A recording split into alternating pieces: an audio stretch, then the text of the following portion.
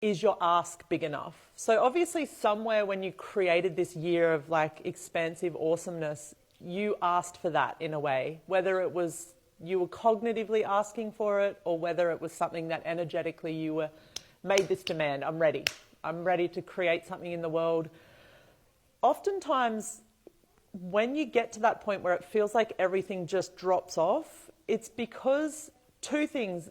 Usually, number one, you need to acknowledge what you've actually accomplished and acknowledge that, like, sit down and have 5 minutes to go, holy shit, like, and you've probably done it in a way, but to really look at what you achieved and what you accomplished in that year of what you created.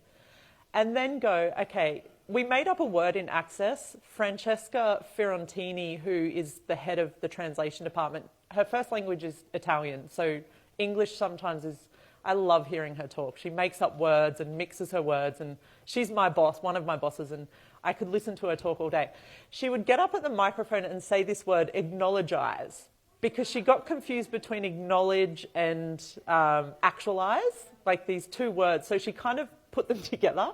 And Dane would laugh at her, and then we realised, like, it's actually a thing we as humanoids don't do very well. We don't acknowledge what we've done and what we've actualised.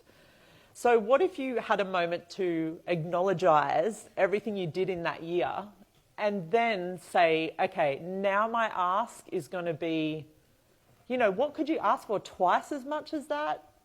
3 times as much? 5 times as much? Like, what's light for you when I ask that question?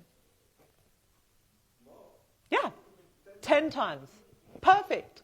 So what if now you're willing to make the demand of you and request of the universe? Okay, I acknowledgize in this 12 months this is what I achieved. Now my ask is I'm making a demand of myself to create 10 times more than that in the next 12 months. And if 10 times more than that is light for you, that's where you need to go.